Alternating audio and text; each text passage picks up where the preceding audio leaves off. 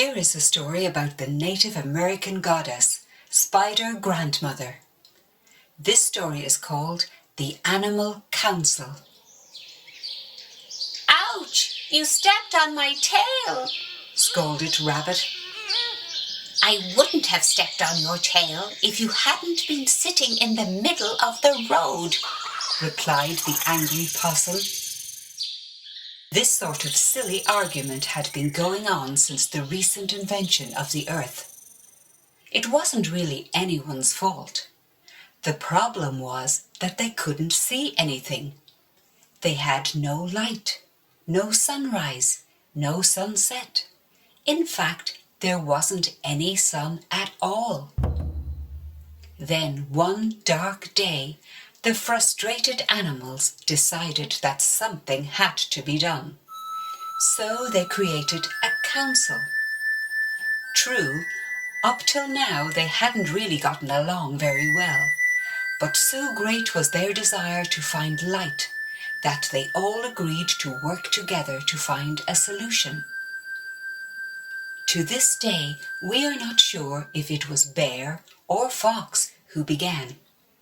But what we do know is that they spoke of a faraway land on the other side of the earth, where they did indeed have sun.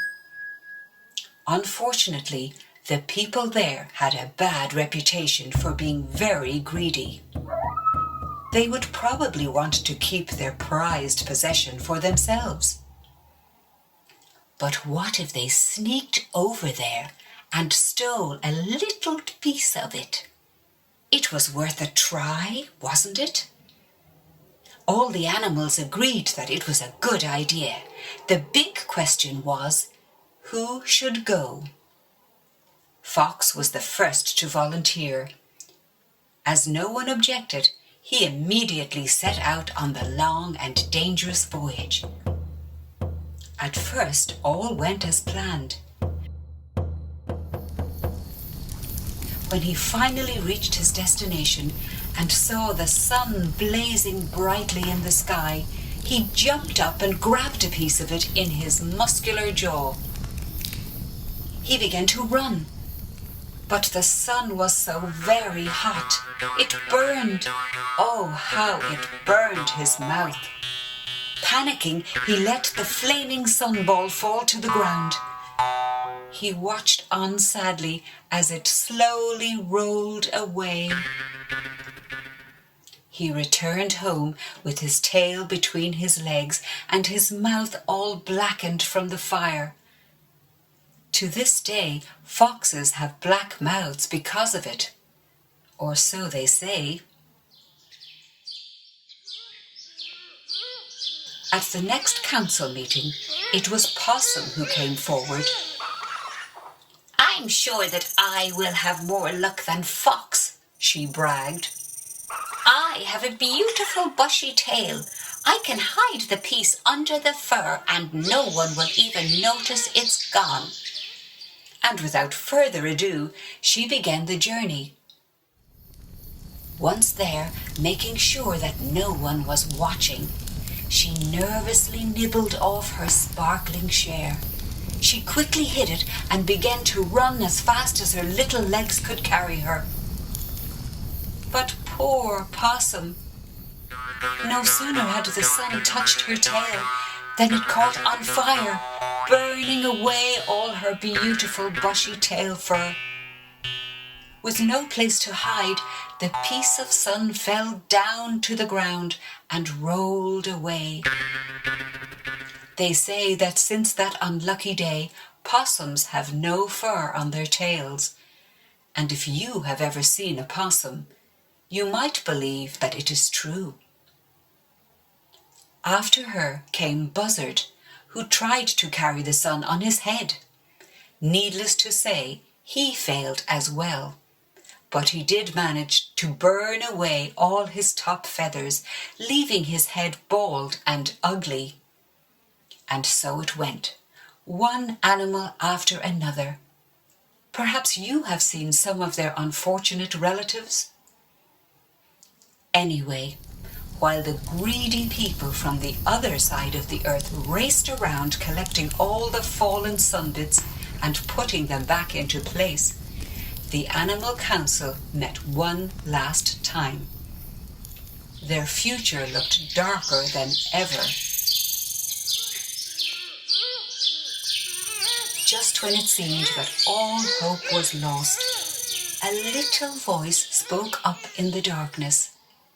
It sounded very old and very wise. I think I might be able to help. At least I would like to try, announced Spider Grandmother.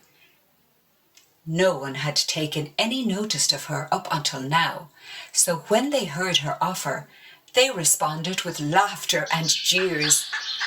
Surely this tiny old grandmother could not succeed where the others had failed so miserably. But her patient wisdom made her deaf to their mocking. She did not wait for their approval. Guided only by her great desire to help her people, the courageous spider set off that very night towards the land on the other side of the earth.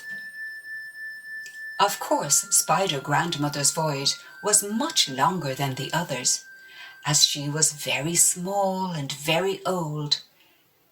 Trailing a thin thread of webbing behind her, she crossed hot deserts, climbed high mountains, and carefully worked her way around wide, deep lakes. When she came upon a bed of soft, wet clay, she took the time to form a bowl from it with her delicate little paws. Carrying this bowl, she continued on her journey. Many nights of darkness passed. Many days of darkness passed. And then a glow of orange appeared before her in the distance, telling her that she would soon reach the land of the Sun People. Fatigued from the long walk, she rested. When she felt that the time was right, she slowly crept over to the flaming bowl, pinched off a tiny piece and popped it into her bowl. She was so very small that no one paid the slightest attention to her. She quietly tiptoed away, carefully balancing her bowl full of flaming treasure. Following the thread of webbing she had spun behind her, Spider Grandmother began the long walk back. Much to her surprise, the little ball of fire grew larger and brighter and hotter as she walked. "Oh dear," she thought as she was nearing home. "I can't carry this 1 minute longer." There was no time to hesitate. With all the force that the tiny spider could muster, she flung the blazing fireball into the air, and much to her amazement, it soared all the way up to the heavens and stayed there. "Oh my goodness," she thought. "My plan worked. I have brought a sun back to my people." And as Spider Grandmother was very wise, she had thought to keep a small bit of the flames aside. This she placed back in the clay bowl and brought it back with her. This second gift allowed the people to have fire to cook their food, fire to bake clay pots, and fire to keep warm around the campfire. But the divine grandmother never stopped giving her offerings to the earth and heavens. She gave, and in return, the people prayed to her and loved her dearly. Of course, the animals were too proud to give compliments, but none of them ever laughed at the tiny old spider grandmother again.